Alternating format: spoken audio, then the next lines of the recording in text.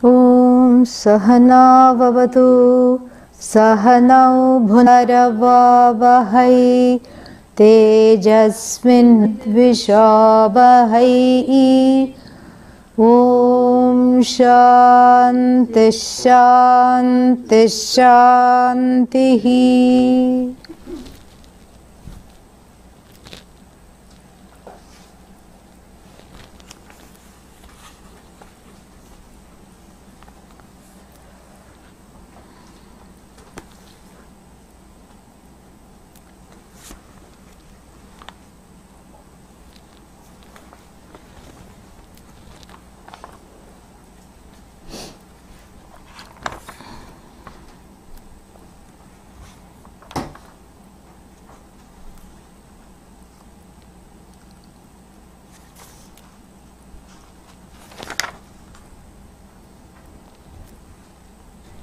From verse 14, let us chant together.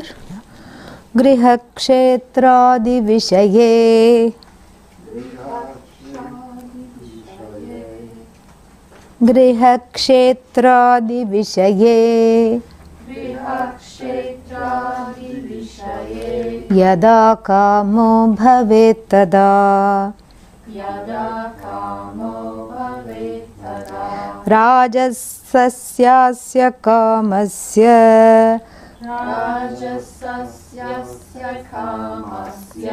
Ghoratva tatra no sukham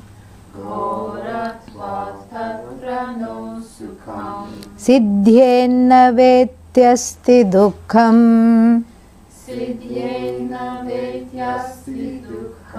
Asiddhau tadvibardhate Pratibandhe bhavet krodhah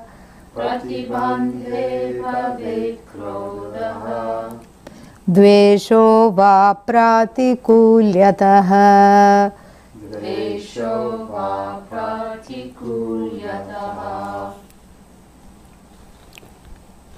So, as we saw, the rajasic desires, because of the fact that they are rajasic in nature. Why are the desires rajasic? Because they are possessive. It is all about possession, grabbing, right? Yeah. It's about possession, possessing and grabbing. That is what makes the desire really rajasic. So when I say I have to have this, I want to have this, without this I am incomplete, and all these things, there is a, because the desires are centered on the object, as we saw yesterday, the subject thinking that the joy, my joy resides in the object, becomes agitated. Agitated if they get the object, agitated if they do not get the object. And we saw both the scenarios yesterday in great detail through the examples. So what is the agitation if you get the object? Oh my God, how am I going to manage it? You know, always something will be wrong. You know, even if you gain something, then you wish you didn't have it. Then one is envious of the people who didn't have it, who don't have it. And then if you don't get it, then the agitation turns into sorrow, correct? And the sorrow becomes even more. And then what happens? If not only do you not get it, but the avenues to gaining it are totally blocked, then what happens? Anger comes. Yeah. And if someone opposes your desire, then what happens? Hatred comes. Because you see the person as the cause of not getting what you want. Correct? Yeah. Somebody else cannot be the cause of getting, not getting what you want. But that is how the inside the Jiva, who is deluded by the other two vrittis, namely Ghora and Mudha, looks at the situation. So further, there is a discussion of this.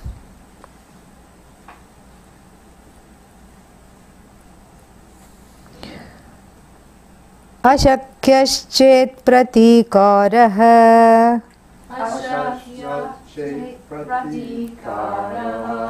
Ashakyaschet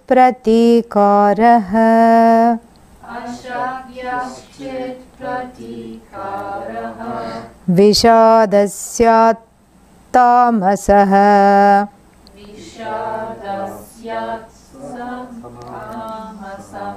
Vishadasyat satamasaha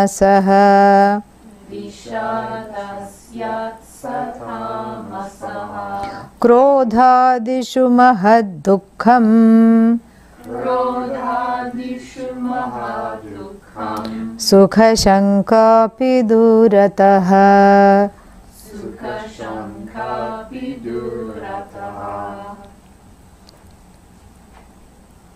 Further, the reactions of the mind. Ashakyaha chet, meaning repeatedly one tries. Pratikulyataha, earlier was said, Pratikulyataha, Pratibandhaha, those are all temporary setbacks. There is a difference between a temporary setback and a permanent setback. What's a temporary setback? You try a few times and always there are some obstacles or the other. And then you say, never mind, I'll give it a little time and then I'm going to try it again. Correct? So that's a temporary setback. You recognize the nature of the setback as just belonging to that time, that place, that situation. Yeah. Tad desha, tad kala, tad vastu. So this desire could not be fulfilled. So the desire for this object is not possible at this particular time, in this particular place, by these particular efforts. That's all it is. Because that doesn't mean that at another time, through a different set of efforts, through a different set of circumstances, I will not be able to procure the desire. Correct? Yeah. So if we take the example of the proposal yesterday, what happens? Either the proposal goes horribly wrong, where is the proposal first of all? Yeah, at the airport or big public place, Grand Central Station. So the proposal goes horribly wrong. Everybody is not dancing on cue when they are supposed to say some things, and they are supposed to, the champagne bottle never gets opened or gets opened too quickly, or something is horribly wrong. Or better still, the person that you are supposed to propose to doesn't turn up. Yeah, they get caught in traffic. So everything, there is all this huge party for whom, So then, so that is called pratibandha. Pratibandha means there is an obstacle in fulfilling my desire. And pratikulya, we also saw, pratikula means the circumstances are adverse. Like for example, somebody comes and advises you, I think this is not such a good idea to propose just now. We saw this yesterday. Why? Because I don't think this person is so much into you as you think. I think you need to wait and just sort of get a better reading of the situation, because I'm telling you because I'm a well-wisher and I don't want you to feel rejected or disappointed. And what is the person's, reaction? The person whose heart is set on this, what is the person's reaction to this person? Who are you to tell me? This is that is hatred. Hatred against what is being planned. And now here, ashakyaha, this is an entirely different set of circumstances. What is ashakyaha? Before one goes and proposes, one finds out that the person has already gotten engaged, or better still married to someone else. Correct? Yeah. So it looks like not that I'm not putting the correct effort, or I haven't tried the proper way. It's just that the person has, made their decision and decided to be with someone else. So this is different from a pratibandha, a very big pratibandha, a pratibandha that is so huge because there is no hope of gaining this person. Because the hope is gone because of what you found out about the series of actions on their part. Yes? So this is called ashakyaha. Ashakyaschet, then pratikaraha. Ashakyaha means na shakyaha, ashakyaha. So ashakyaha means the one who is that desire which is not, which cannot be fulfilled. Pratikaraha. Pratikara means your own response. So when something is not possible, what happens to the response? Vishadaha. Sink into a deadly depression. Vishada means depression. When you can't have what you want, one has the tendency to become very disappointed. And this reaction is called tamasaha.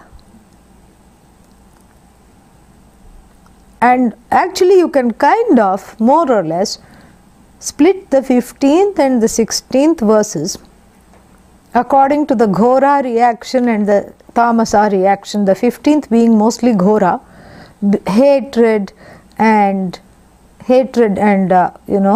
anger, and then the other one, the 16th one, being more of a tamasic reaction. But it's just a general layout, not really particular, because in the second verse he does discuss anger.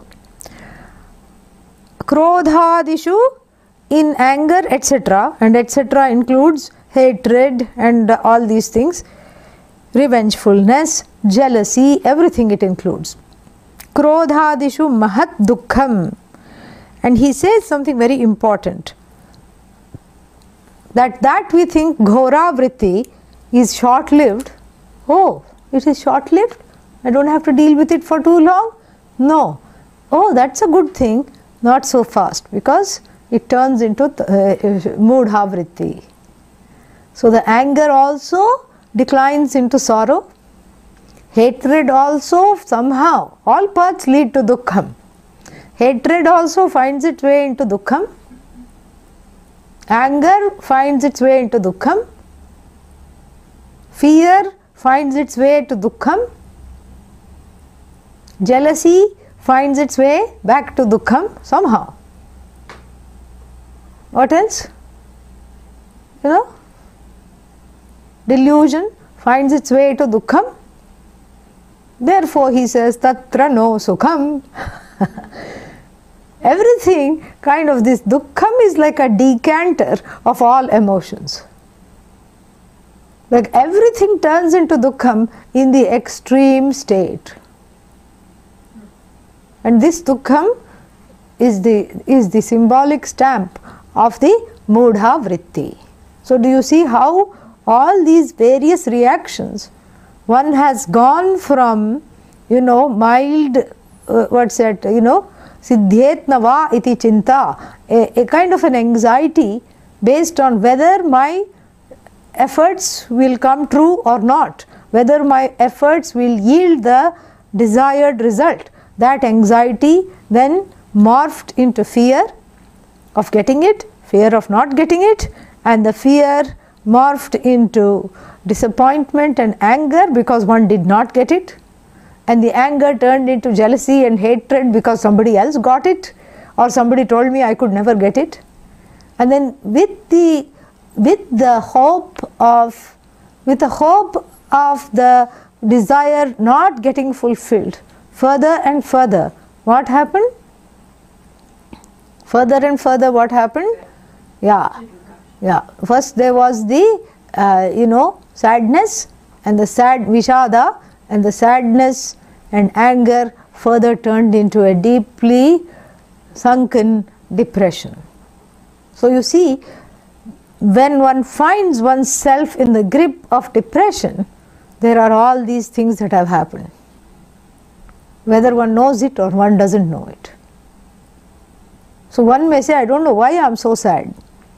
Why means, even though one has not witnessed the downward progression of the emotions going, going through the trajectory, that doesn't mean one has not experienced it.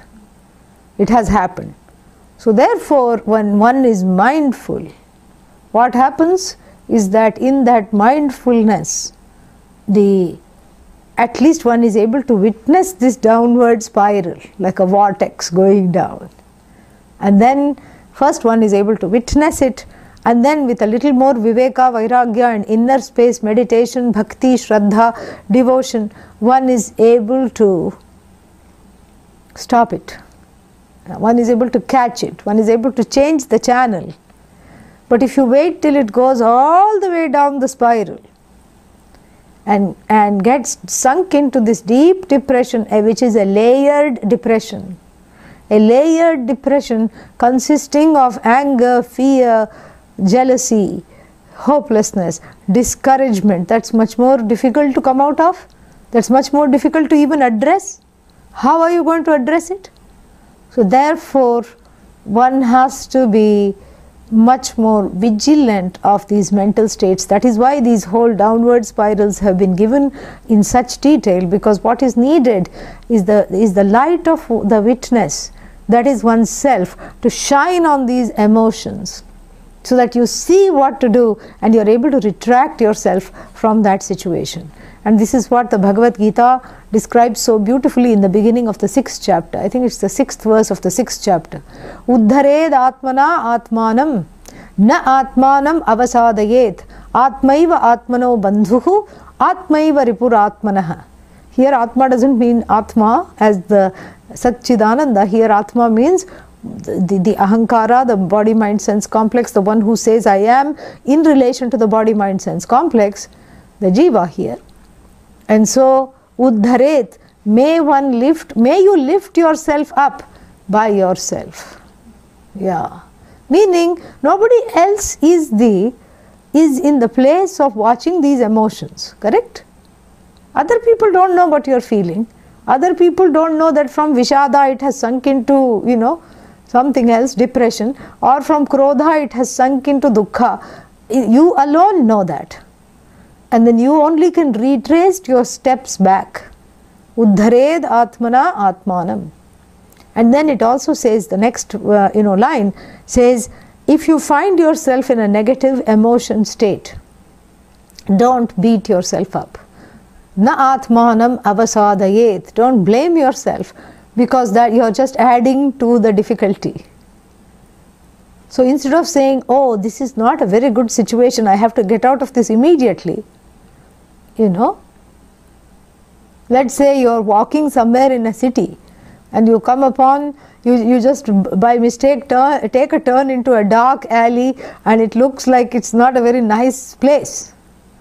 What do you have to do? Get out of there immediately. Take a U-turn and come out of there. That's not the time to sit and say, how did I end up here? Why do I always go to these situations? Because if one is spending time, lamenting how one got there, then the thieves or whoever is waiting in the wings to give you instant vairagya and relieve you of your belongings, they are going to get even more chance. So similarly, who are the thieves here? The further deteriorating vrittis. They are the thieves here. And so somehow one has gotten into a kind of a inglorious corner in the mind. And one says, I don't like I'm here. What should I do? This is not fun. Let me get out of there. So little sadness comes, little fear comes. I find myself in some kind of, not a very bright place. I find myself entangled by the shadows of the past. I'm in a dark and a dingy, damp place. And then if I start blaming myself, that is the first reaction. How come I always get this? How come other people are always happy? How come I can't even do the slightest thing of keeping myself happy? Well, what did I do wrong? I'm the one who is doing puja, and even though I do puja, I'm not getting this. Even though I have all these things, I'm not doing that. I help everybody, nobody helps me. So if this is the time one starts to self-flagellation, self-blame, self-loathe, what happens is that the other negative emotions are waiting in the wings, like those aforementioned thieves, to rob you of your sanity. That's what they are doing. They are waiting in the wings. They are just waiting to see what's going to happen. They're just going to say, the revengefulness says, I can make a home here. And then depression is already, has already set in. Then what? Discouragement says, hopelessness says, I'm going to live right here. I love it here. And so all those negative tendencies make a home in one's psyche. And so the point is to be very lovingly vigilant. Lovingly vigilant to say, okay, this is not the time to start having a blame game. How come you always do this? The person is telling himself, herself. How come you never listen to me? The one part is telling the other part. The Ishvara within is telling the Jiva, you never listen to me, I told you to do this. This is the conversations of a split personality, And then another entity says, see, this is not good, you've already started to blame yourself, there is no hope. And the next line in this verse that we are discussing now from the Bhagavad Gita says, Atmaiva Atmano Bandhuhu. You are your greatest friend when you are able to be lovingly vigilant and get yourself out of the situation, because when you are able to not blame yourself, you are your greatest friend. Because then there is hope to get out of this situation. Otherwise what happens? Atmaiva ripuhu atmanaha. If you are not able to catch this self-blame, you become your worst enemy. And this is exactly what is talked about in verses 15 and 16. Or is it 14 and 15? 15 and 16, correct. And so, this is what one has to do. And then krodhad bhavati, krodhadishu mahat dukkham. So all these negative emotions lead to mahat dukkham. Mahat dukkham means great sorrow. Mahat means great. That is where the word mahan comes in. Mahat dukkham, great, tremendous amounts of sorrow, deep dejection, chronic depression, comes if you don't take care of the vrittis when they are still babies. Yeah. If you let the vritti grow into a wild seed, this is what happens. Yeah. It grows and takes over, doesn't let anything else come in the place. And then finally what? Sukha shanka api duratah. Shanka means even the slightest doubt of happiness, even like a slightest presence of happiness, there is no chance for even happiness to come. In who? The person whose Swarupa is Ananda. The happiness is clouded over, eclipsed over by Rahu and Ketu. Who are Rahu and Ketu? Huh? Who is Rahu?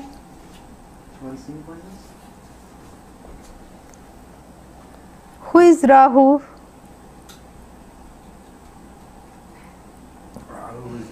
Yeah, shadowy planets, shady planets.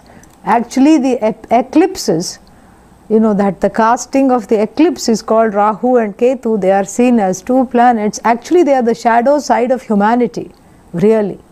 It's so beautiful, this analogy. When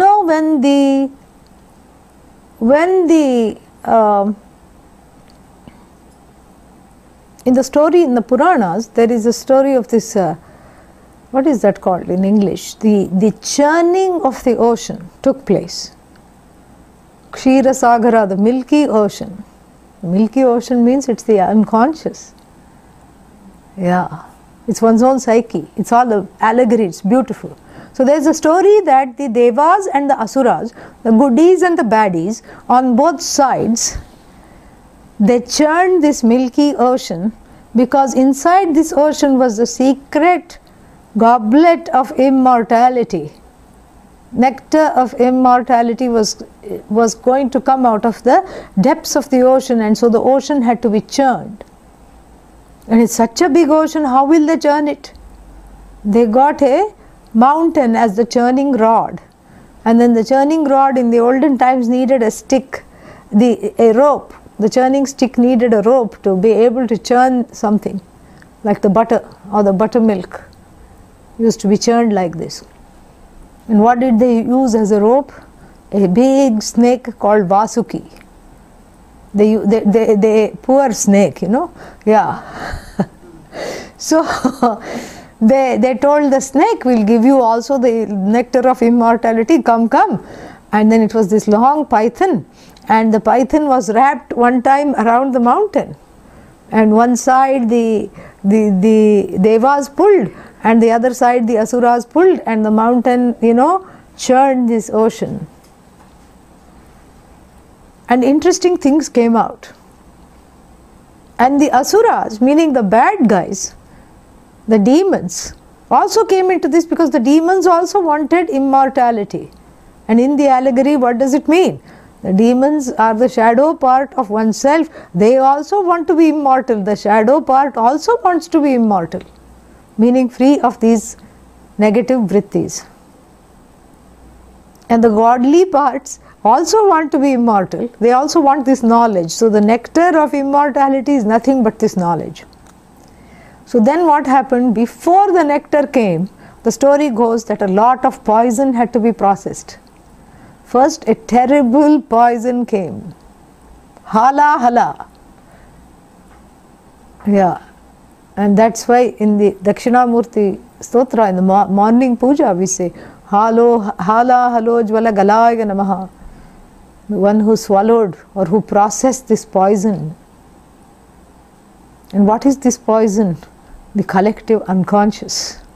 All the pains, all the sorrows, all the horrible things. I don't like myself, self-loath, fear, anger, greed, sorrow, all these things, depression, self-hatred, everything came out. And then the people in the universe said, help, we cannot take this. This is too much. Are you going to let us suffer all this? This unconscious has come out in this, churning the ocean, in interrogating the nature of the self. The ocean is this inside the self. What is happening? So if you churn the insides, it's not going to be fun. And so all these horrible things are coming out. Help. And then Bhagavan was approached in different avatars. Vishnu said, no, I don't think this will suit me. I'm not going to drink this. And Brahmaji ran away because the smell was so bad. And Lord Shiva, this is just a story, okay? There's only one, there's not three, just a story. Lord Shiva said, I'll take it. And he drank the whole thing. And Parvati, the goddess consort, said, what are you doing? And she used she brought some magic of awareness into her hands and held his throat so that it would not go beyond the throat. And so the throat became this bright blue color, earning him the name Nilakantha, meaning that with the Lord's grace, even the unconscious one is free of all the negative emotions. Okay? So this is only part of the story. We are talking of Rahu Ketu, I haven't forgotten. So then, after this, what happened was that the few other things came out, Nectar also came out. And then, when the nectar came out, all the demons wanted the nectar of immortality. Imagine if demons means all the negative emotions. Imagine if discouragement, hopelessness, anger is given the nectar of immortality. Means it will be there all the time. And so this was not a good situation. So what to do?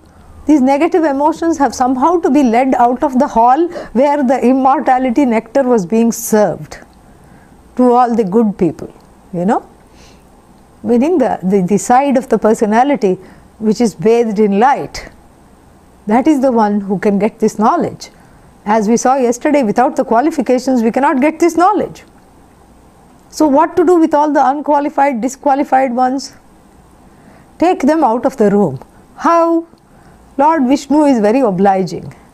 He became a woman. He took the form of a woman who was so alluring and beautiful. Her name was Mohini. Yeah. And Mohini said, come on boys. And she picked up a pail, supposedly in that was the nectar of immortality, and they all followed her. It was just a placebo. They all just fell in love with her and followed her. And in between these two shadowy planets, but there are many different stories connected to this. This is one version, You may know some other version. In between these two shadowy planets, they were up to no good, What they did was this, that they just slipped back into the hall, disguised as gods, according to one version. And as they were about, they sniffed the thing.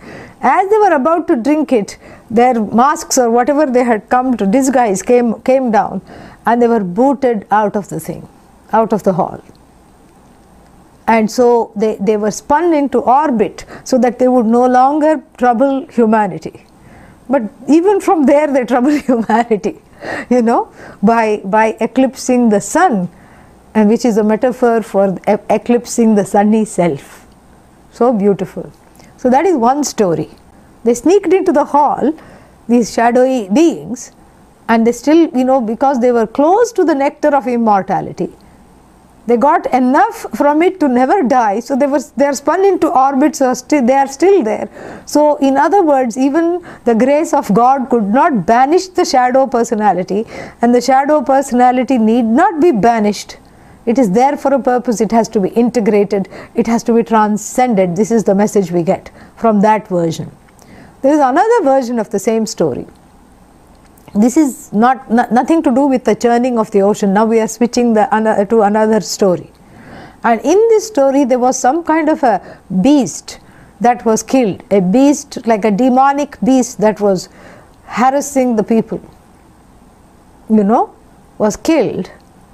And the blood of, the blood of this beast dropped onto the ground, creating these two shadowy figures. This is another story, Rahu and Ketu. Anyhow, doesn't matter which version you take, Rahu and Ketu represent the shadow self.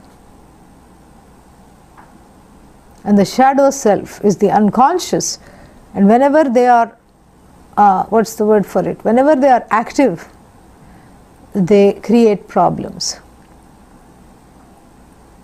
And they are part of the 9 planets for us. Because we don't have Neptune and Uranus, we deem them too far to have any effect on the individual horoscope. So what makes a horoscope a horror-scope is the presence of Rahu and Ketu. There's the northern and the southern nodes. If you look at it from Western astrology, there are certain nodes, and the presence of those nodes in the natal chart, so they're always 180 degrees apart from each other. They're always at opposite ends. So if Rahu is in the first house, Ketu is in the 7th house. If Rahu is in the 2nd house, Ketu is in the 8th house. And they can never be in a good situation in the horoscope. If Rahu is exalted, then Ketu is not, and then all these things. They're always troublemakers. And so looking at the placement of the Rahu and the Ketu in the horoscope, one can determine the extent to which and the times at which in one's life the shadowy personalities of that person are going to bother them. And the Vedic astrologer will say you have to be careful, because the unconscious is going to come out from 2020 to 27, Ketu Dasha, 7 years. Ketu period. Oh, so I can enjoy for 7 more years. After that, you have to be careful. And what do you mean be careful? Don't get into arguments. Keep yourself cheerful. Keep yourself busy. Keep yourself, humble. Study the Shastra, because this is the time to study. Ketu is Moksha Karaka, really. Ketu is the one who gives moksha. Ketu is the lord of moksha, really. Because once the shadow self is resolved, what is on the other side? The truth of you, which is moksha. And the astrologers, if they are good, they will say, use this time to do a lot of dhanam. What is dhanam? Giving away of wealth and service, etc. Be humble. Don't get into arguments with loved ones. You know, while these are good, sound pieces of advice at all times, they have a particular, what's its name? A particular abiding presence at the times when things are going difficult, correct? Yeah. So it's very useful to have these periods to understand what the purpose of this period are. And it's not to be afraid and then go and just worry, how am I going to spend that time? It is to use them as proactively as opportunities for self-growth. Because Rahu and Ketu are great, friends of self-growth. As long as you are embracing yourself and committing to self-growth, they leave you alone, really. Because that's what they want, those are the lessons they bring. So that is what, and Rahu and Ketu represent the Ghora and the Mudha vrittis within oneself.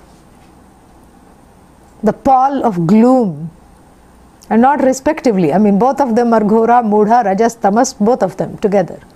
The pall of gloom, the impending doom, gloom, that feeling is just like the sun, which is so beautiful, so bright, where the eclipse is coming and swallowing the sun, as it were.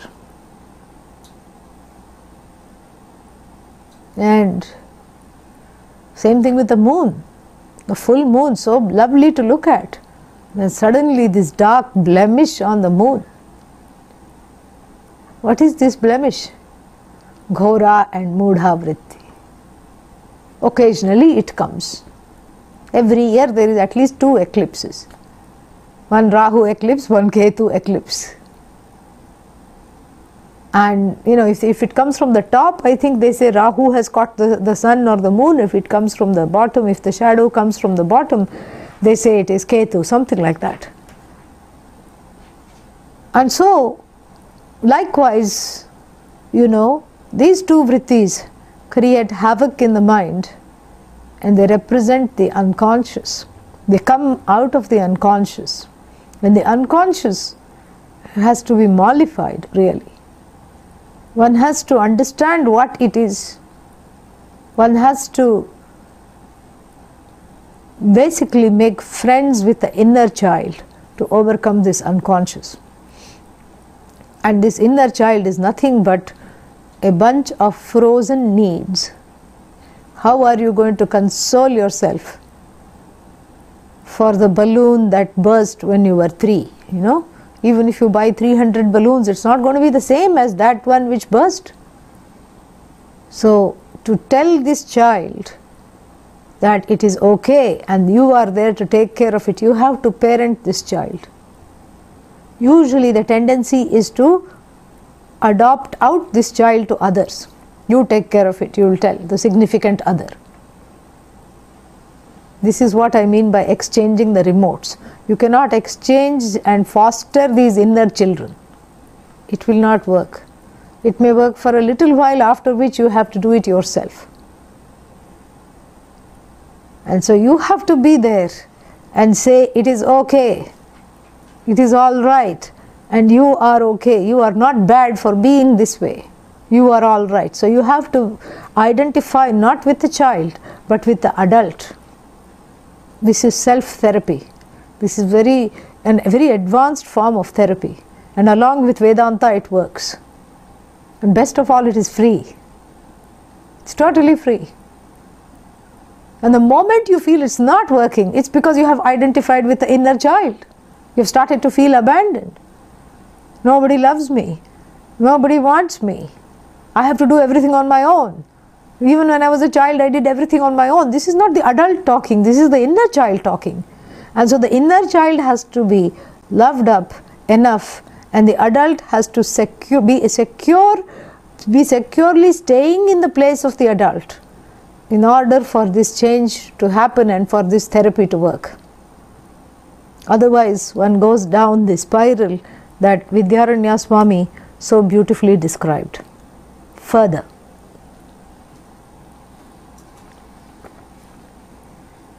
yeah, north and south node of the moon. You are right. Anand is right.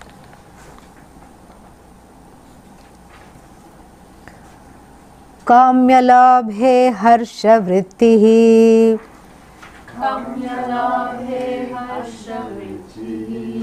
Tata shanta tatra mahat sukham.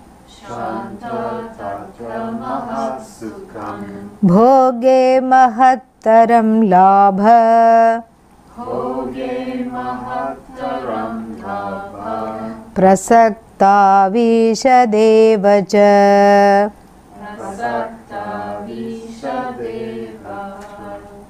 Oh, Ishadeva he. Yeah. Bhoge mahattaram labha.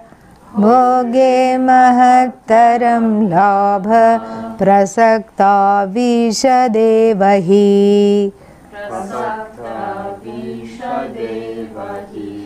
This we have already done.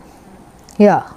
Because yesterday I talked about Moda, Priya, Moda and Pramoda. So we will see this and see what it yields today, but we have already done this in quite detail. So what have we talked about? Kamya labhe harsha vrittihi.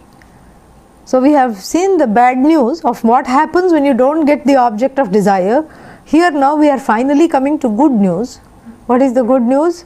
When I get the desired object, what happens? Harsha vrittihi, hrish. What is hrish? Hrish means to rejoice, to feel happy. Hrish takes guna, becomes harsh. Harsh plus a plus ti, harshati.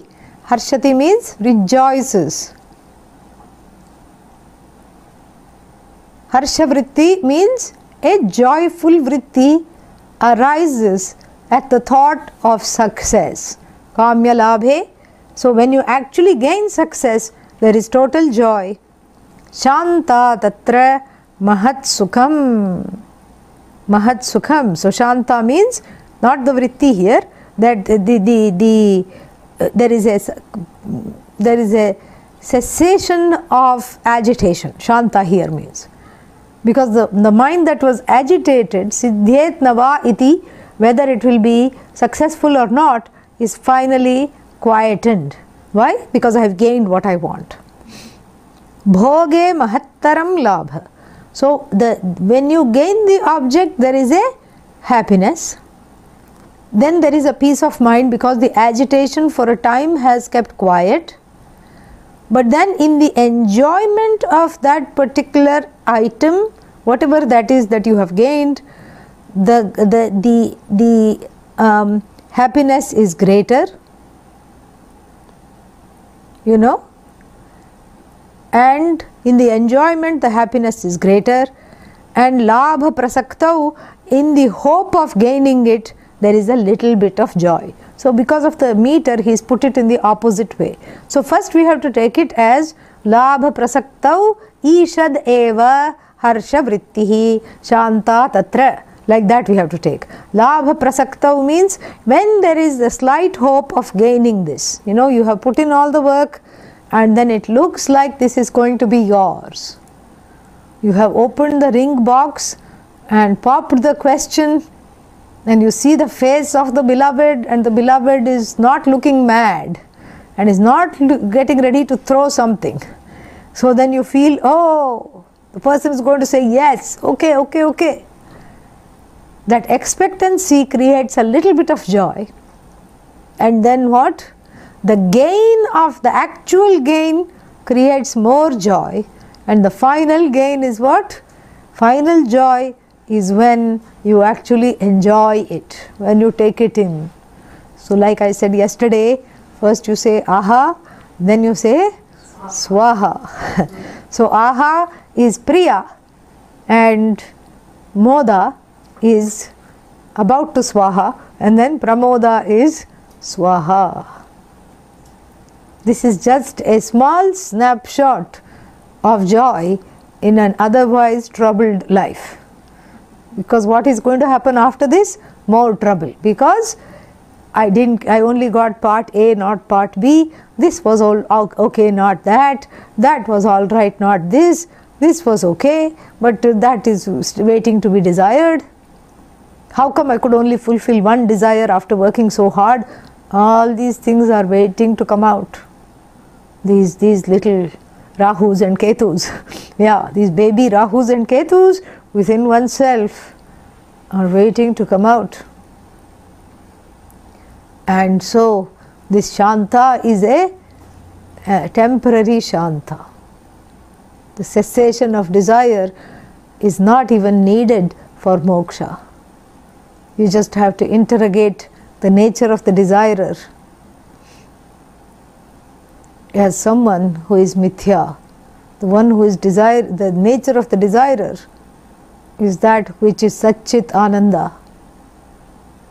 And so when you know that, the desires don't have to stop, but your relationship with the desire has totally transformed. Previously they were what is called binding desire. Binding desire is that which binds you to certain situations. If they are not fulfilled, there is great sorrow, as we saw. But self-knowledge makes the binding desire into non-binding desire. Fulfilled, it is okay. Unfulfilled, even better.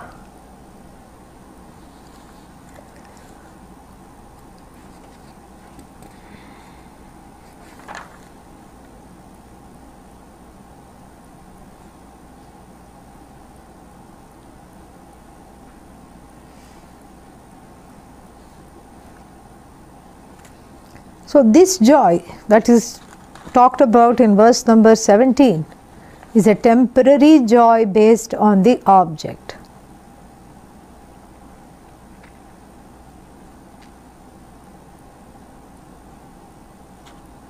Okay? And in the temporary joy that is based on the object, what happens? The subject is still alienated from oneself. The subject is not knowing oneself as the source of the sorrow, and there is still a projection of the joy that one already is onto objects. And therefore what? Therefore this joy turns into sorrow very quickly as soon as one finishes consuming the object. Then the subject is consumed by sorrow. First you consume the object, then you are consumed by anger and sorrow. Then therefore we look for a different kind of joy, a joy that is not connected to Ghora and Mudha vrittis. Ghora and Mudha vrittis, how can they be joyful? Only when they get what they want. How long and how often can they get what they want? Not very often and not too long. And therefore the greatest of joys is in keeping the Shanta vritti alive all the time. But how do I do that? By letting go, says verse number 18.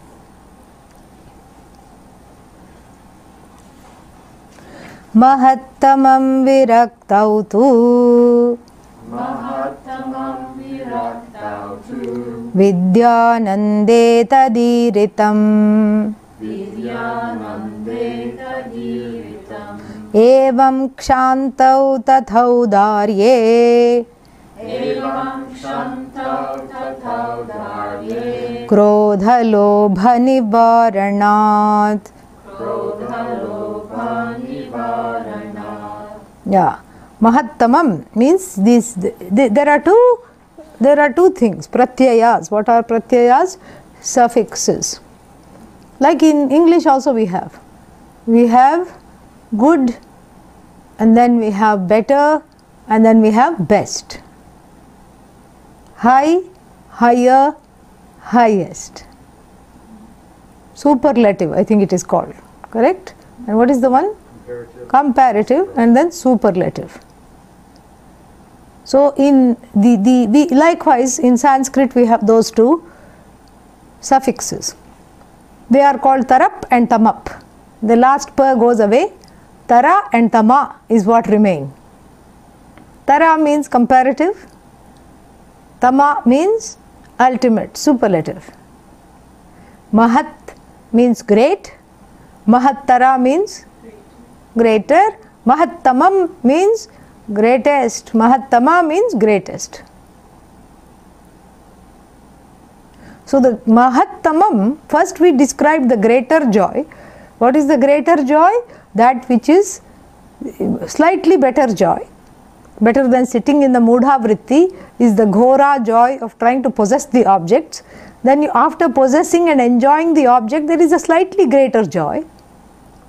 But the greatest joy, Mahattamam Sukham, is in letting go of the object completely. Very interesting. What do? You let go of the object. And then the joy of that person increases. And this is how I began the whole discussion. Do you remember the story of in the Taittiriya Upanishad, where there is an Ananda Mimamsa, a comparison of the joys of all the various beings in this universe? You remember that? Yes. First we have established an ideal typical joy of one unit of human joy. Yeah? Who is that? Ideal son-in-law. Yeah, the ideal son-in-law. One who has all the wealth, very good looking, very well educated, young, but a sadhu, and is, is strong, sociable. This is what we said. Yuvasyad sadhu yuvadhyayakah ashishto dradishto balishtah tasyayam prithvi vittasya purna syat sayeko manusha anandah teye shatam manusha anandah. So multiply this by 100 times, this one unit. Sa eko devasya anandah. This is one unit of the lower rung celestials. Who are the lower rung celestials? That bring the higher rung celestials a cup of tea. They are the chai walas in heaven. They bring chai to the other people. The butlers, those karma devas they are called. Ajana Jana Deva, Karma Deva, the Pitras. So there is all these gradations. So even if you think after going to heaven I'll be happy, forget it.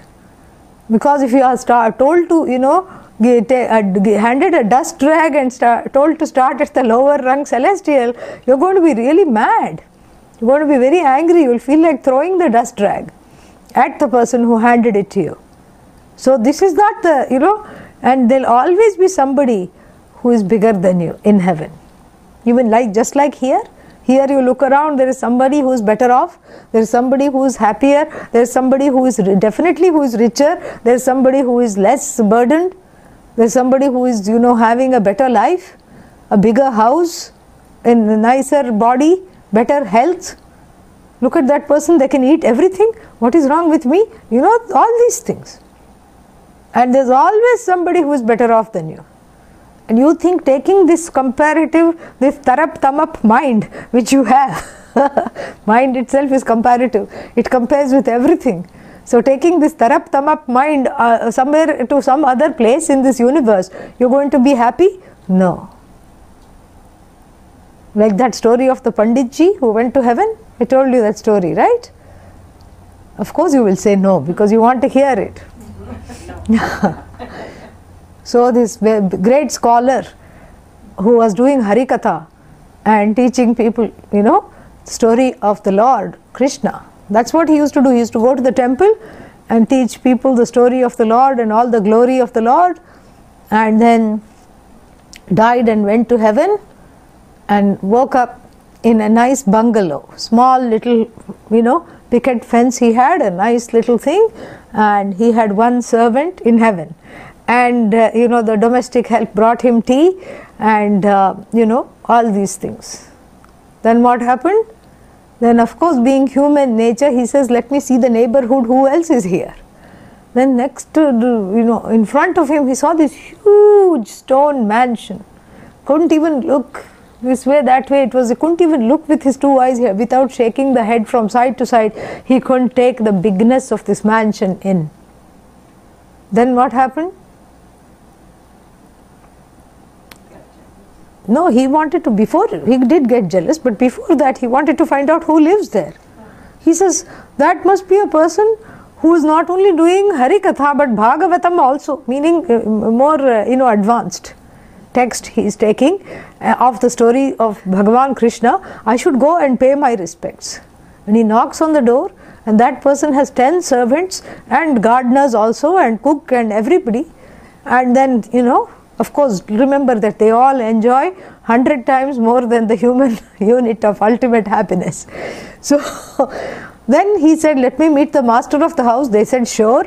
And way there in this huge living room studded with jewels, there was a throne, and then on the throne was sitting, to his shock, the Don, the local mafia Don in his village. Yeah, the one that had terrorized the people. Everybody was afraid of him. By day he had a car rental business, and by night he had all these nefarious businesses that you could not even talk about. And this is the man. And this Panditji was angry. He said, oh my God, I have to see Indra right away. Indra is the king of heaven. And he was so angry, he went and shook Indra, and he says, what are you doing to me? Look at me. I have been vegetarian all my life. Didn't touch anything, didn't drink alcohol, and went to the temple every day and took the trouble to study Harikatha and all these stories of the Lord and the glories of the Lord. I chanted and sang and showed people the way. And and here you reward me with a small bungalow. I was happy with that until I saw these fellows idiotically big mansion. Do you know who this is? Do you know you made a big mistake? Indra says, you take your complaint elsewhere. In heaven, these mistakes don't happen. What do you mean? He says, this is a bad man. He couldn't have done anything good. He says, look at me. I should be in this big mansion. I brought so many people to God. Oh, really? Says Indra. You brought people to God? I don't think so. Because all the people who came to the temple came there because they just wanted to have a nice afternoon nap, and at home the grandchildren were not letting them sleep. They were all plus 90 plus 80 plus, and they sat next to the wall and napped. Then you are preaching to the pulpit. You were not really, they already they like to hear, and the story of the Lord made them overcome with samadhi, nirvikalpa samadhi. They all went to sleep. What did you do? And he says, what did he do? He says, whenever he came out on the road, everybody said, oh my God, oh my God, oh my God. And then went to their house and lit a lamp and sat in meditation. Said, please save me from him. Do you see how he has done such a big favor? So like this, if you go with this human mind filled with ghora and mudha vrittis, what is going to happen? Nothing. Even there, all these comparative things will be there. And to illustrate this, the Taittiriya Upanishad gives this Ananda Mimamsa. Te ye shatam manusha anandaha sa eka karma devasya anandaha ye karmana devana piyanti shrotriyasya cha kamahatasya te ye shatam karma devanam anandaha sa eko devanam ajanam sa eko ajanan devanam anandah shrotriyasya cha kamahatasya te ye shatam ajanan deva devanam anandah sa eko devasya anandah shrotriyasya cha kamahatasya. There is a refrain here. It belongs, all these anandas, they keep increasing in comparison. One becomes tamap, oh this is the greatest, then as soon as you say this is the greatest, it becomes tara. Then that tama becomes tara by another tama, and that tama becomes tara. You see, the greatest becomes then greater, and another greatest hits it off the list, off the chart. Another one comes, the fourth one comes. But then there is one fellow sitting quietly under a tree, wearing orange robes, who is enjoying all these shades of happinesses, right from the ideal son-in-law happiness to the one which is enjoyed by, the Brahmaji sitting in Brahmaloka. Who is this person? That person is Shrotriya and Akamahataha. Shrotriya, the one who has studied this knowledge. Akamahataha, the one who has managed the desires and not come under the spell of the desires. The sadhu, the sannyasi. And so here, starting with verse number 18 and 19, perhaps 18 to 19 is going to teach us how to gain vairagya in relation to the desires. How to gain vairagya with relation to the desires, and we will just translate this verse today and then go in detail tomorrow. Mahattamam. Mahattamam means the ultimate greatness or the joy. Mahattamam sukham, the greatest joy. Viraktau tu. Viraktau means in letting go alone. Vidyanande tad iritam. In the chapter on Vidyananda, and which chapter was that? The chapter just before this in the Panchadashi, it was talked about in great detail. Iritam means expressed. And then evam kshantau, also in accommodativeness there is great joy. Audarye, audarye means in being big hearted, generous. In generosity there is great joy. And then in one more thing there is great joy. What is that? The absence of the anger and greed. Yeah. In fact, they are connected. The absence of the rise of the anger and the greed lead to large-heartedness, accommodation, and letting go. These are the three hallmarks of the Shanta Vritti, and we will see that next week, because it's a little more of an involved discussion, because since he has mentioned the last chapter, what I want to do is do a quick summary of the few verses 14 to 20 from the last chapter, so that you understand what he is trying to say. So I don't want to start that discussion right now. Om Purnamadav Purnamidam Purnat Purnamudachyate Purnasya Purnamadagya Purnameva Vashishyate. Om Shanti Shanti Shanti. Harihi Om Shri Gurubhyo Namaha. Harihi Om. Any questions?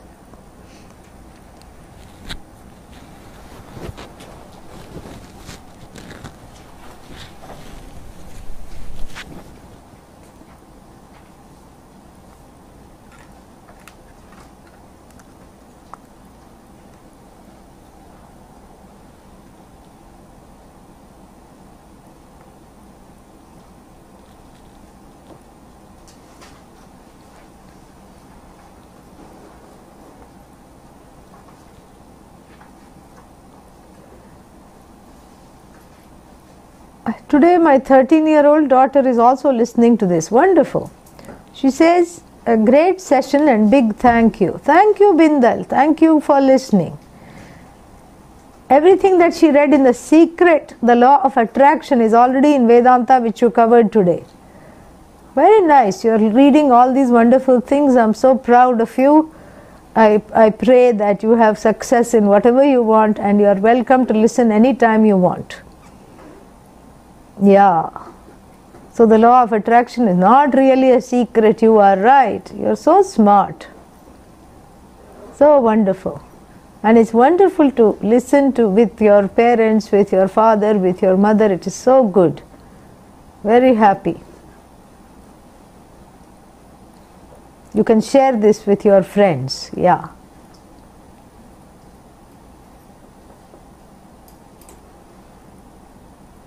Om.